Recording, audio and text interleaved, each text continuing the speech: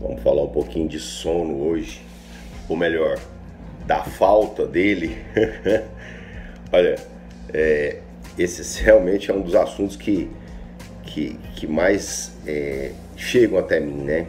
Eu não sei se você me conhece, meu nome é Alessandro Machado, eu sou consultor de bem-estar na Adotar e ensino as pessoas a usarem os óleos essenciais 100% puros, né? Naturais, 100% puros e orgânicos e com certificado de grau terapêutico, né? Com CPTG. A Adotar é a única empresa do mundo que tem esse certificado, que garante que os óleos da Adotar, aqueles que são de plantas que podem ser ingeridas, possam também ser utilizados de forma interna. Mas vamos lá no sono.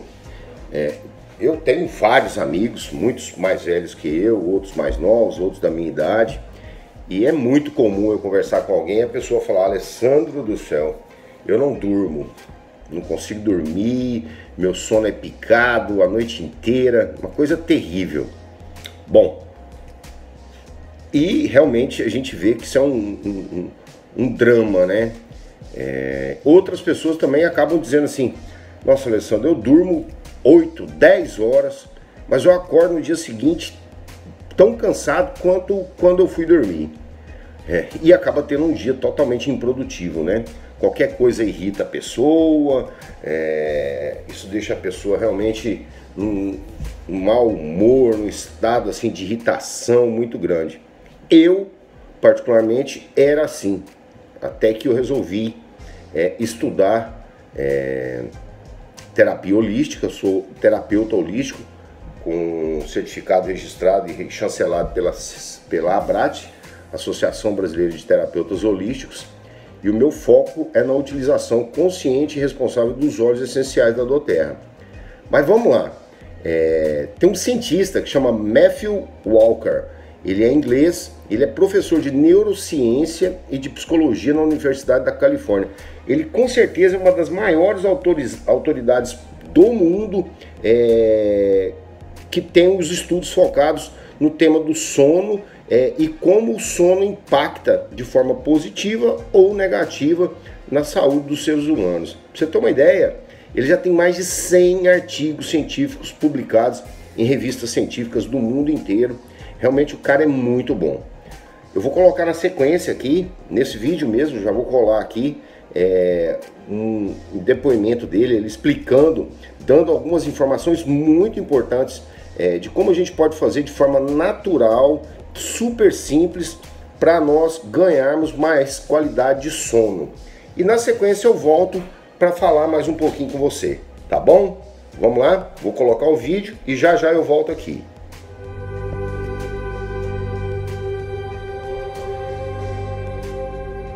We've spoken about this essential need for somewhere between 7 to 9 hours of sleep a night.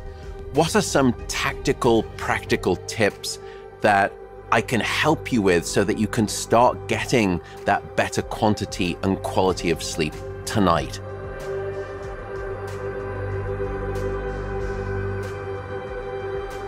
I think the best single piece of advice that I can give to try to improve your sleep starting tonight is regularity. Go to bed at the same time and wake up at the same time. No matter whether it's the weekday or the weekend, or even if you've had a bad night of sleep, regularity is king, and it will anchor your sleep and improve the quantity and the quality of that sleep. And the reason is that inside of the brain, there is a master 24-hour clock, and it expects regularity and thrives best and responds best under conditions of regularity. And it includes the control of our sleep-wake rhythms. And when we give our brain the signals of regularity, including waking up at the same time and going to bed at the same time, that can improve the chances for enhanced sleep quantity and also sleep quality.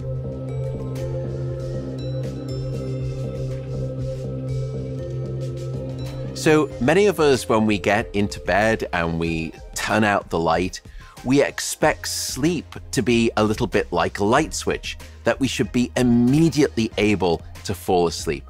In fact, as a physiological process, sleep is much more similar to landing a plane. You gradually need time to descend down onto the firm bedrock of good sleep at night. And so here, the suggestion is develop some kind of a wind down routine. Develop some kind of gradual sleep ritual. Some people like to take a bath or a shower. Other people like to do light stretching and just sort of light body movement.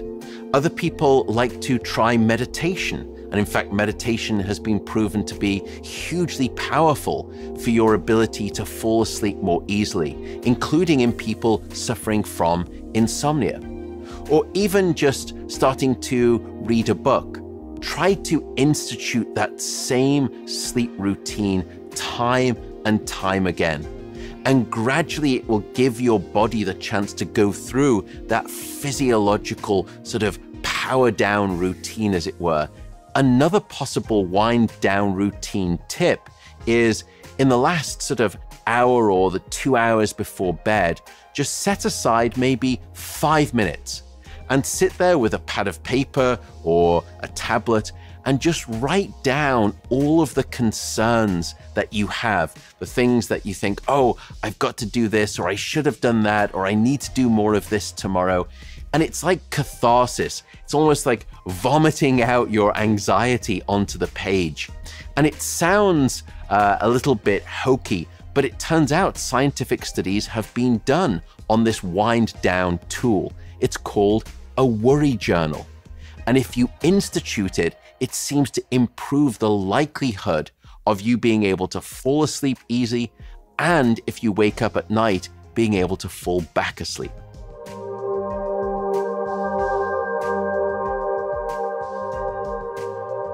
Keep it cool. And what I mean by this is set your bedroom temperature to the appropriate level. And it's colder than you would think. What we found is that the optimal temperature for good sleep is somewhere around 67 degrees Fahrenheit, or a little bit more than 18 degrees Celsius. And the reason is because your brain and your body need to drop their core temperature by about 1 degree Celsius, or about 2 to 3 degrees Fahrenheit, for you to initiate sleep, for you to first fall asleep, and for you to then stay asleep across the night. And this is the reason that you will always find it easier to fall asleep in a room that's too cold than too hot. Because the room that's too cold is at least taking you in the right temperature direction for good sleep. Another interesting thing that you can do regarding temperature is have a warm bath or a shower before bed. Sometimes when we do that, we get out of the bath and we think that we're all warm and toasty, and the reason that we perhaps have a better night of sleep is because we were nice and warm coming out of the bath. But it's actually the opposite reason, because when you're in the bath, what you encourage is for all of the blood to come out of the core of your body and rise to the surface of your skin. Then, because all of the blood is at the surface of your skin, it evacuates all of the heat from the body. So as a result, when you get out of that bath or the warm shower, your core body temperature actually plummets. It sounds almost like a wives' tale, but it's actually scientifically grounded. It's called the warm bath effect for improved sleep quantity and quality.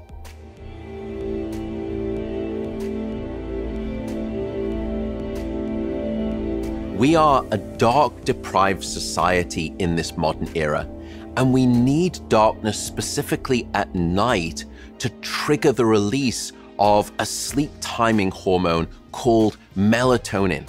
Try to be a little bit mindful, particularly in the last hour before bed. Try to dim down half of the lights in your house. You may actually be quite surprised at how sleepy that can start to make you feel.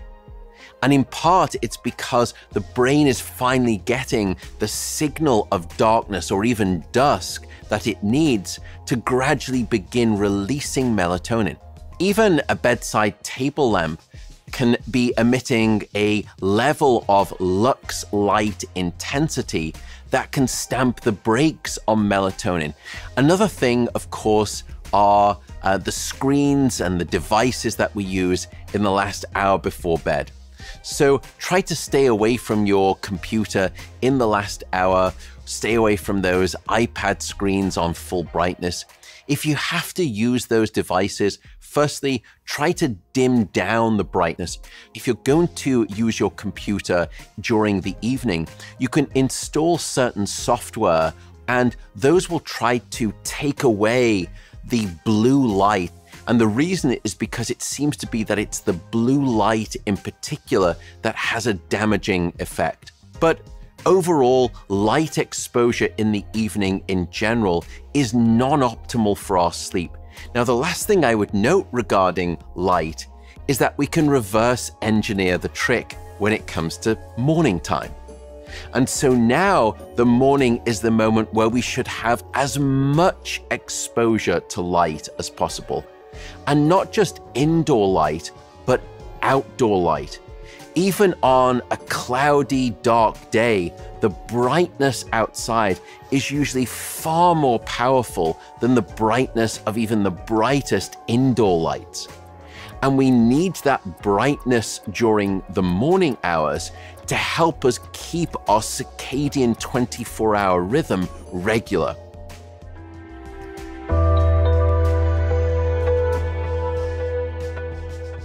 And as a general rule of thumb, try to stay away from caffeine in the afternoon and in the evening. And if you really want to have a glass of alcohol one night or a couple of nights during the week, try to make sure that you don't go to bed tipsy. That's a cardinal sign that you've probably had too much to drink, and it will impact your sleep at night. And then finally, related to those substances is nicotine. Nicotine is an activating chemical, and it can actually stimulate the brain and make it more challenging to fall asleep. If you are using nicotine patches or nicotine gum, or you're a smoker, just try to be mindful of abstaining from nicotine consumption or nicotine ingestion in the hours before bed.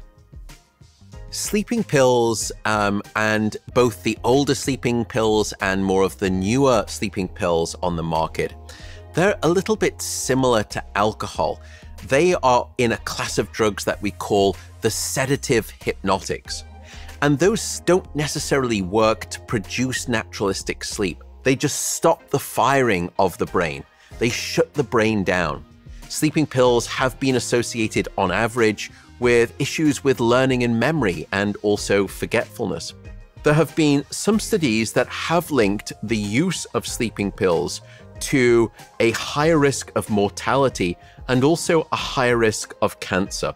If you are thinking about sleeping pills, or if you're using sleeping pills and you want to have a discussion perhaps about modifying that sleeping pill use, the best advice is go and see your doctor and then see what their best recommendation is.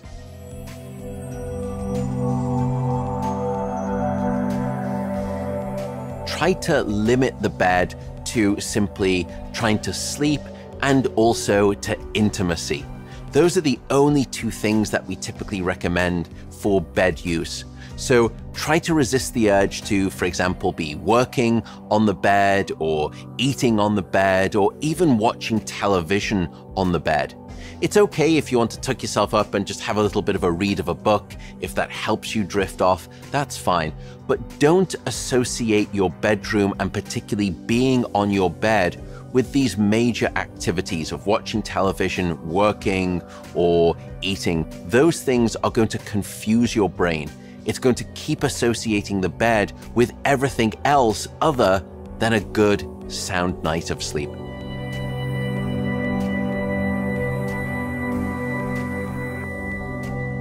If, for example, you're having one of those nights where you're trying to fall asleep and you're just not catching that sort of sleep train, as it were, or you've woken back up in the middle of the night and you just can't get back asleep, the general rule of thumb is that after about 25 to 30 minutes, you should normally get out of bed and go and do something different. And the reason is that your brain is an incredibly associative device.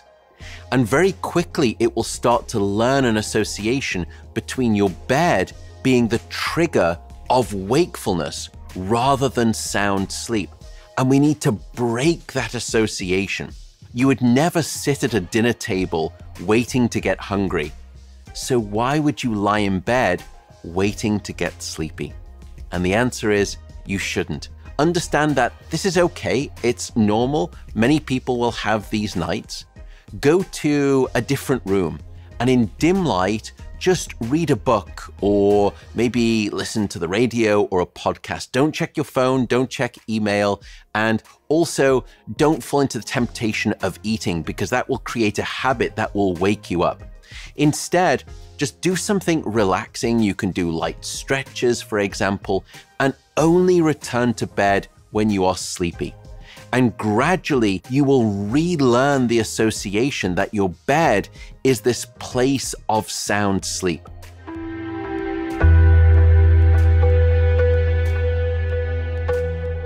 If you're interested in sleep tracking, there are lots of different options out there.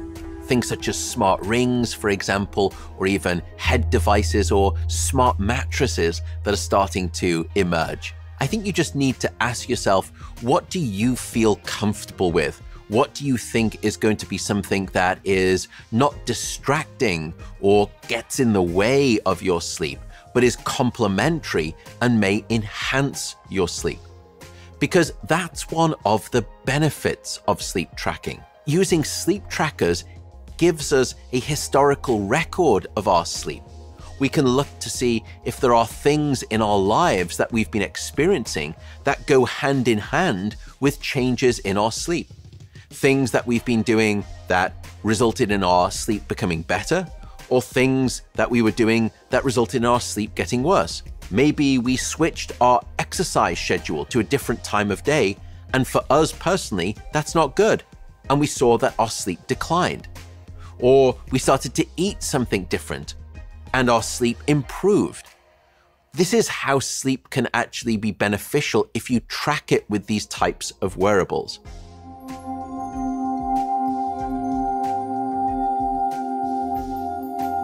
So these are tactical tips that you can use to start improving your sleep quality tonight. But if you have a sleep disorder, then these things may not necessarily help you. And here the analogy would be, let's say that I'm your athletic sports performance coach, and I'm giving you all of these tips to improve your performance. But if you have a broken ankle, none of those tips are going to help. We need to get you to a doctor so that we can treat the broken ankle before we can come back to these tips. And it's the same way with sleep disorders. So if you think you've got something such as insomnia or sleep apnea, heavy snoring, or restless leg syndrome, any one of these things that sounds familiar, please go to see your doctor, inquire about potential diagnosis of your sleep disorder, and when that's treated, we can return and revisit these tips for better sleep.